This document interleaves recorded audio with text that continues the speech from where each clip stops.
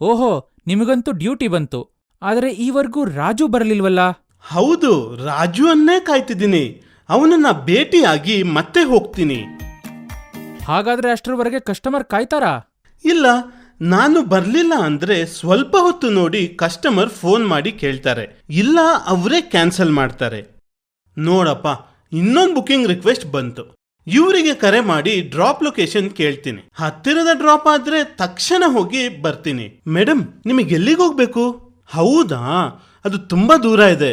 ನನ್ನ ಗಾಡಿಯಲ್ಲಿ ಪೆಟ್ರೋಲ್ ಕೂಡ ಕಮ್ಮಿ ಇದೆ. ನೀವು ಇದನ್ನ ಕ್ಯಾನ್ಸಲ್ ಮಾಡಿ ಬೇರೆ ಬುಕಿಂಗ್ ಮಾಡಿ.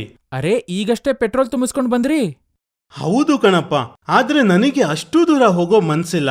ಅದಕ್ಕೆ ಬೇರೆ ಕಾರಣ ಹೇಳಿ ಕ್ಯಾನ್ಸಲ್ ಮಾಡಿಸ್ದೆ. ನೆಚ್ಚಿನ ಊಬರ್ ಪಾರ್ಟ್ನರ್, ನೀವು ಕಸ್ಟಮರ್ಗೆ ಟ್ರಿಪ್ ಕ್ಯಾನ್ಸಲ್ ಮಾಡಲು ಹೇಳಿದಾಗಲೆಲ್ಲ ಅವರು ತಮ್ಮ ಆಪ್ನ ಮೂಲಕ ಊಬರ್ಗೆ ನೀವು ಕ್ಯಾನ್ಸಲ್ ಮಾಡಿಸಿದರೆಂದು ತಿಳಿಸುತ್ತಾರೆ.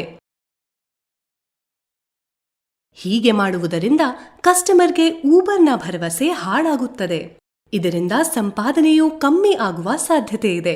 ಜಾಸ್ತಿ ಕ್ಯಾನ್ಸಲ್ ಆದಷ್ಟು ನಿಮ್ಮ ಅಕೌಂಟ್ ರದ್ದು ಆಗುತ್ತದೆ. ನಿಮ್ಮ ನಗರದ ಒಳಗಿನ ಜಾಗಗಳಿಗೆ ಊಬರ್ ಪಿಕಪ್ ಮತ್ತು ಡ್ರಾಪ್ ಟ್ರಿಪ್ ಕೊಡುತ್ತದೆ. ಹಾಗಾಗಿ ಟ್ರಿಪ್ ಸಿಕ್ಕಿದ ಕೂಡಲೇ ಪಿಕಪ್ ಲೊಕೇಶನ್ ತಲುಪಿ.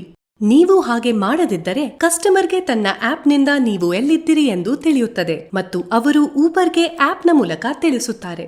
ಕೆಲವೊಮ್ಮೆ ನೀವು ಪಿಕಪ್ ಮಾಡಲು ತಪ್ಪು ದಾರಿಯಲ್ಲಿ ಹೋಗುತ್ತೀರಿ. ಆಪ್ನಲ್ಲಿ ನಿಮ್ಮನ್ನು ತಪ್ಪು ಜಾಗದಲ್ಲಿ ನೋಡಿ ಕಸ್ಟಮರ್ ಟ್ರಿಪ್ ಕ್ಯಾನ್ಸಲ್ ಮಾಡುತ್ತಾರೆ. ಅಂತಹ ಪರಿಸ್ಥಿತಿಯಿಂದ ಪಾರಾಗಲು ಡ್ಯೂಟಿಗೆ ಬಂದ ತಕ್ಷಣ ನ್ಯಾವಿಗೇಷನ್ ಅನ್ನು ಉಪಯೋಗಿಸಿ ಬೇಗನೆ ಪಿಕಪ್ ಲೊಕೇಶನ್ ತಲುಪಿ. ಕಸ್ಟಮರ್ ಗಾಡಿಯಲ್ಲಿ ಕುಳಿತ ನಂತರ ನೀವು ಟ್ರಿಪ್ ಸ್ಟಾರ್ಟ್ ಮಾಡಿ.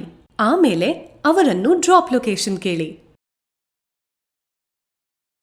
ನಿಮಗೆ ಏನಾದರೂ ಎಮರ್ಜೆನ್ಸಿ ಬಂತು ಅಥವಾ ಗಾಡಿಯಲ್ಲಿ ತೊಂದರೆ ಇದ್ದು ಡ್ಯೂಟಿ ಕ್ಯಾನ್ಸಲ್ ಮಾಡಬೇಕು ಎಂದಾದರೆ ನೀವು ನಿಮ್ಮ ಊಬರ್ ಪಾರ್ಟ್ನರ್ ಆಪ್ನಿಂದ ಕ್ಯಾನ್ಸಲ್ ಮಾಡಿ ಕಸ್ಟಮರ್ಗೆ ಕರೆ ಮಾಡಿ ತಿಳಿಸಿ. ಹಾಗೂ ಆಪ್ನಲ್ಲಿ ಡೋಂಟ್ ಚಾರ್ಜ್ ರೈಡರ್ ಆಪ್ಷನ್ ಆಯ್ಕೆ ಮಾಡಿ ಊಬರ್ಗೆ ಸೂಚನೆ ಕೊಡಿ. ಇವತ್ತಿನಿಂದ ಅಂಥ ತಪ್ಪು ಮಾಡಬೇಡಿ. ಕಸ್ಟಮರ್ಗೆ ಒಳ್ಳೆ ಸೇವೆಯನ್ನು ನೀಡಿರಿ. ಆದ್ದರಿಂದ ನೆನಪಿಡಿ, ಕ್ಯಾನ್ಸಲೇಷನ್ ಮಾಡಬೇಡಿ, ಮಾಡಿಸಲೂ ಬೇಡಿ. ಹೆಚ್ಚು ಹೆಚ್ಚು ಟ್ರಿಪ್ ಪೂರ್ತಿಗೊಳಿಸಿ, ಹೆಚ್ಚು ಹೆಚ್ಚು ಸಂಪಾದಿಸಿ.